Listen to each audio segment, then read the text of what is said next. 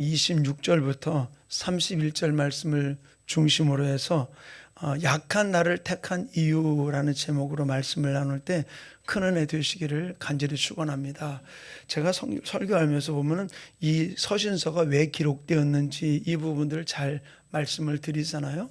이 고린도서가 기록된 이유는 당시 고린도 교회에 뭐냐면은 은사주의가 판치고 영지주의가 판치면서 네가 더 내가 은사가 있느니 영적이니 어쩌니 이런 부분들로 굉장히 논란이 되어 있었어요.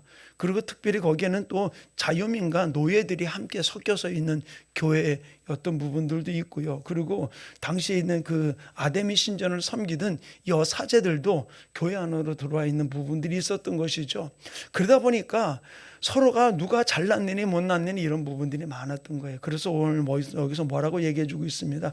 27절부터 보면은 하나님께서 세상에 미련한 것들을 택하사 지혜 있는 자를 부끄럽게 하려 하시고 세상에 약한 것들을 택하사 강한 것들을 부끄럽게 하려 하시며 하나님께서 세상에 천한 것들과 멸시받는 것들과 없는 것들을 택하사 있는 것들을 폐하려 하시나니 아무 육체도 자랑하지 못하게 하기 위함이다. 그러면 오늘 제목에도 하나님이 약한 나를 택하신 이유가 무엇인가? 한마디 간단한 거예요. 네 힘으로 한 거 아니고 내 힘으로 한 거야. 결국 무엇입니까? 하나님께 영광 돌리기 위해서. 내가 잘나서 된 것이 아니라 하나님이 힘 주셔서 이 일을 이뤘습니다. 하나님께 영광 돌리기 위해서. 그래서 시편 115편 1절에 이렇게 기록해 놓고 있어요. 여호와여 영광을 우리에게 돌리지 마소서. 여호와 우리에게 돌리지 마옵소서. 오직 주의 인자하심과 진실하심을 인하여 주의 이름에 돌리소서. 바로 이 영광을 우리에게 돌리지 말라고. 왜? 우리가 영광 받을 일이 하나도 없기 때문에 하나님께만 주님의 이름 앞에 영광 돌리기 원합니다 라고 고백하는 것이에요. 그런데 왜 이 고린도 교회에 이렇게 자기 자랑하는 일들이 벌어졌을까요? 내게 주어진 여러 가지 많은 일들을 하면서 하나님께 영광 돌리지 못한 이유가 바로 무엇일까요? 다른 이유가 아니에요. 선물이 무엇인지 모르기 때문에 그래요. 선물이.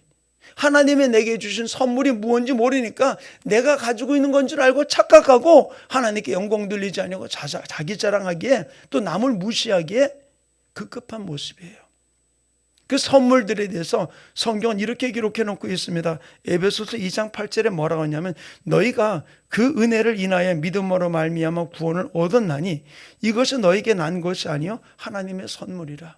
내가 구원받은 것도 하나님의 선물이고 내가 이렇게 일할 수 있는 것도 하나님의 선물이고 내가 하나님께 드릴 수 있는 것도 하나님이 내게 주신 것으로 내가 주님께 드렸을 뿐입니다. 내 것 아니고 하나님 것 받으셨습니다 라고 고백하는 다윗의 고백과 같이 내가 한 게 아무것도 없는 거야. 왜? 선물이 뭔지를 아니까.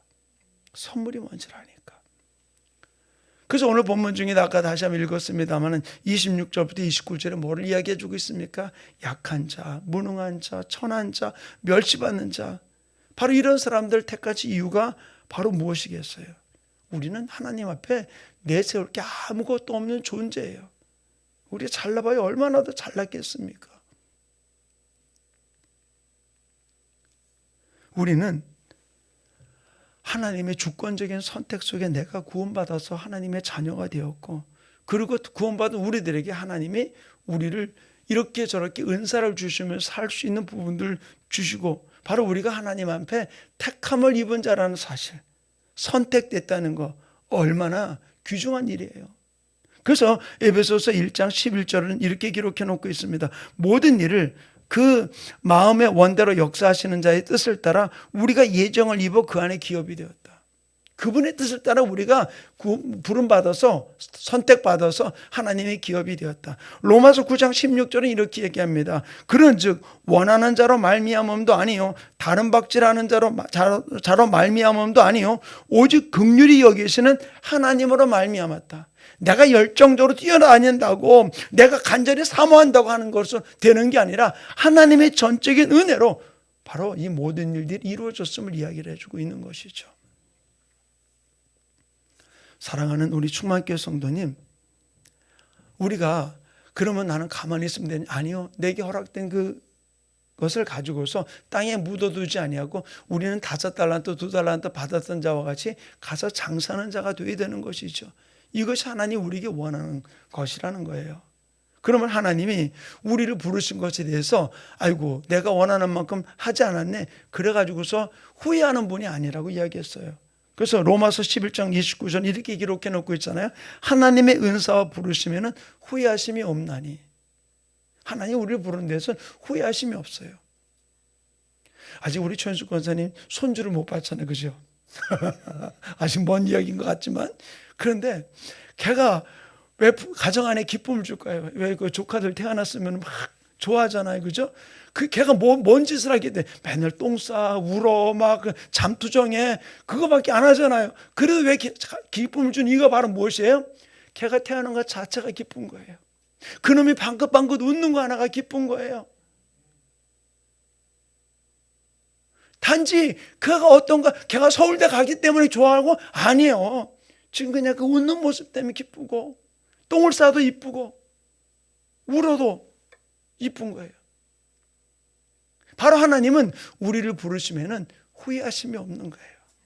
우리 석준 형제도 하나님 부르시고 후회하심이 없는 거예요. 기뻐하는 거예요.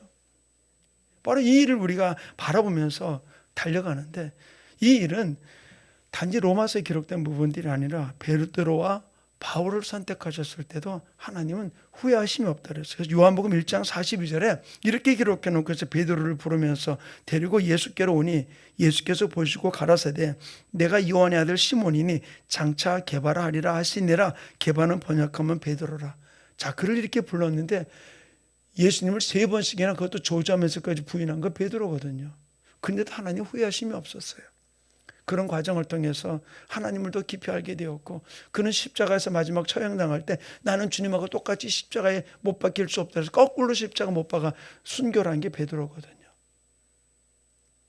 왜? 하나님의 복음을 위해서 뜨겁게 달려갔던 그의 실수를 바라본 게 아니에요. 그의 연약함을 바라본 게 아니었거든요. 왜? 하나님은 그의 연약함을 오히려 쓰셔서 더 강점으로 쓰셨던 베드로의 모습을 볼 수 있어요. 바울도 마찬가지죠. 사도행전 9장 15절 이렇게 기록해 놓고 있어요. 주께서 가라사대 가라, 이 사람은 내 이름을 이방인의 임금들과 이방 이스라엘 자손들 앞에 전하기 위해 택한 나의 그릇이라. 바로 바울을 볼 때 어땠습니까? 지금 예수 믿는 사람을 핍박하고 포박하고 지금도 여기 예수 믿는 사람을 잡아주기 위해서 나사렛에서 왔던 그런 상황이었거든요. 그걸 모두가 다 알고 있었죠. 그런데 세상 사람 보기에는 핍박자이지만 하나님의 눈으로는 뭐예요? 아니야, 내가 이방인의 복음을 전하기 위한 나의 그릇이다라고 이야기해주고 있어요. 지금의 나의 모습만 바라보지 말고 바로 하나님이 나를, 연약한 나를 통해서 쓰시는 먼 미래를 바라보면서 우리는 결코 좌절하지 말고 우리가 하나님만 바라봐야 돼요. 그럼 우리는 자랑할 게 뭐가 있어요? 내가 연약한 것밖에 우리는 자랑할 게 없는 존재라는 사실을 우리는 기억해야 돼요. 그때 하나님이 더 우리를 값지게 쓰는 역사가 일어나게 되는 줄로 믿습니다. 그러므로 주님이 우리를 택함은 다른 이유가 아니에요. 우리에게 주어진 은사와 달란트를 나타내기 위한 게 아니라 바로 하나님을 나타내기 위한, 예수님을 나타내기 위한 모습이라는 것을 우리는 기억하기를 간절히 축원합니다. 그래서 요한복음 15장 12절에 이렇게 기록해 놓고 있어요. 내 계명은 곧 내가 너희를 사랑한 것 같이 너희도 서로 사랑하라 하는 이것이라. 우리에게 놀랍게 은혜를 주시고 우리의 부족함 속에도 전혀 거의 개의치 아니하시고 우리를 끝까지 인정하시는 이유는 바로 무엇이냐? 네가 사랑받은 그 모습대로 너희도 사랑하라고, 다른 사람을 인정해 주라고, 다른 사람을 보듬어 주라고, 품어 주라고 주님이 우리에게 이 모든 일을 허락해 주셨다는 얘기예요. 그래서 우리가 내 잘난 거 자랑하지 말고, 그 섰다는 자는 어떻게 하라고요?